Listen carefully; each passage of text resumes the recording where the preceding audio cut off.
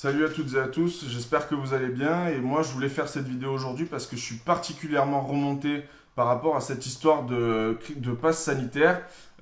Si vous avez suivi l'histoire, on avait un président de la République qui nous a dit il y a encore quelques mois, la main sur le cœur, que non, le passe sanitaire ne pourrait pas servir à discriminer les Français dans leurs activités à l'intérieur du territoire, que ça servirait juste aux frontières. Et évidemment, encore une fois, il a menti, puisque non seulement ils l'ont fait passer, mais en plus ils l'ont fait passer de manière complètement antidémocratique, puisqu'ils ont fait revoter. Je vais vous expliquer juste après. Mais pour revenir à cette histoire de passe sanitaire, c'est doublement une connerie, parce que, on est en train de rentrer dans des systèmes liberticides au possible, et où on est en train de créer des discriminations sur les activités des Français, et en particulier sur les loisirs des Français, sur un État présumé de votre santé. C'est-à-dire que ce pass sanitaire, il va être accordé si vous avez une PCR récente, donc en fait, c'est une donnée de santé que vous allez devoir prouver, ou si vous avez une vaccination.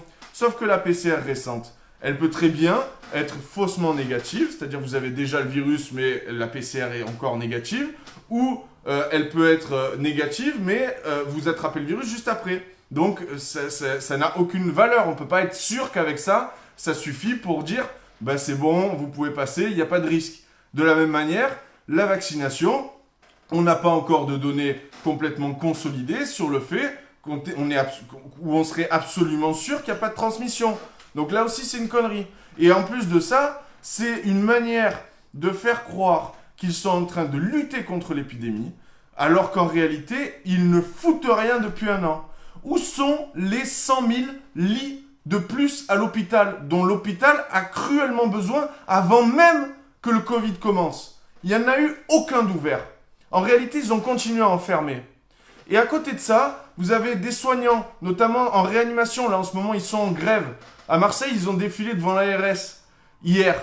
Et ça, personne n'en parle. Le gouvernement s'en fout.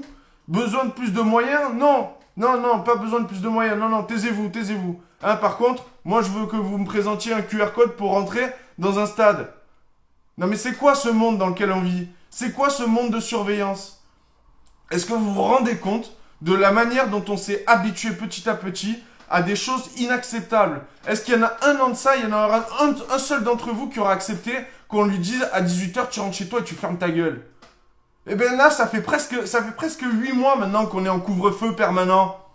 Ça fait 8 mois qu'au départ, c'est un prétexte sanitaire, et puis petit à petit, ça glisse. On s'y habitue, plus personne ne dit rien, et puis on attend. On se dit, peut-être qu'à un moment, ils vont le lever. Et non, ils vont pas le lever. Et de la même manière, là, ils sont en train de vous faire un pass sanitaire. Alors au début, vous allez dire, ouais, moi je suis content, je peux retourner au concert et au stade, ça me fait plaisir. Mais après, petit à petit, ça va glisser. Parce que qu'est-ce qui vous garantit que dans quelques mois, ce sera pas pour aller au resto, pour aller au bar, pour aller à droite, pour aller à gauche? Ça, personne ne vous le dit. Ils n'arrêtent pas de mentir. Ils n'arrêtent pas de mentir. Ils ont dit qu'il n'y aurait pas de passe sanitaire qui conditionnerait les activités à l'intérieur du territoire. Eh bien, ils font le contraire quelques mois après. Qu'est-ce qui vous dit que dans quelques mois, ils ne vont pas encore glisser? C'est ce qu'ils ont fait à chaque fois. L'état d'urgence contre le terrorisme, à un moment, ils ont dit on ne peut pas rester en état d'urgence permanent. Donc, on va sortir de l'état d'urgence, mais on va faire entrer toutes les dispositions de l'état d'urgence dans la loi normale. Eh bien, ils sont en train de préparer la même chose pour l'état d'urgence sanitaire. Toutes les dispositions qui leur permettent de prendre des décisions en s'asseyant sur la démocratie et en s'asseyant sur le Parlement, eh bien, ils vont le faire rentrer tranquillement dans la loi normale. Et puis, le pass sanitaire, ils vont vous le faire rentrer tranquillement aussi. Ils vont vous dire, non, au début, c'est que pour les rassemblements de 1000 personnes, faut pas vous inquiéter. On fait attention, on fait attention les données, tout ça. Et puis après, ils glissent. Et personne ne dit rien parce que tout le monde s'est habitué.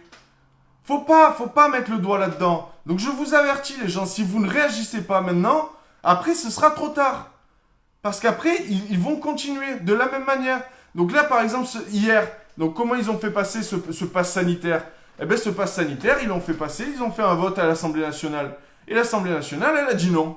La majorité des députés, qui pour une fois l'opposition arrive à se faire entendre, ils ont dit non. Ils ont dit non, on veut pas de ça.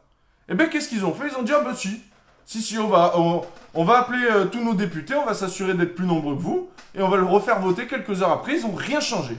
Ils l'ont fait voter tel quel. Voilà. Donc, ils l'ont fait voter dans la nuit hier soir. C'est ça la démocratie d'Emmanuel Macron. Il faut vous rendre compte de ce dans quoi on est en train de rentrer. Ça, plus la loi de sécurité globale, où c'est de la surveillance généralisée qu'on est en train de faire. Il ne peut y avoir qu'un glissement négatif à partir de ça. N'importe quel gouvernement peu scrupuleux va en profiter. On a mis tous les outils en place du fascisme et de la dictature. Faut vous réveiller les gens, faut partager ces messages parce que là on est en train de laisser faire des choses qui n'ont pas d'intérêt en termes de prévention et de vie sanitaire. Mais comme on veut retrouver nos libertés, on a envie de retourner au stade, on a envie de retourner boire des coups, on est prêt à tout avaler. Sauf qu'après ce sera trop tard. Faut dire non là. Faut dire non, faut exiger maintenant qu'ils nous rouvrent les restos, qu'ils nous rouvrent les bars et surtout qu'ils prennent les mesures qui seront efficaces pour lutter contre la Covid. Des lits d'hospitalisation, de mettre des purificateurs d'air partout, de mettre des capteurs de CO2 partout, de distribuer des masques gratuitement et notamment des FFP2 pour les personnes fragiles. Voilà, si vous voulez enrayer l'épidémie, c'est pas bien compliqué. Il n'y a pas besoin de venir combattre nos libertés. Macron, il n'est pas en train de combattre un virus là. C'est vos libertés qu'il est en train de combattre. Voilà, je voulais vous prévenir. Je vous dis à bientôt. N'hésitez pas à faire circuler le message. Ciao.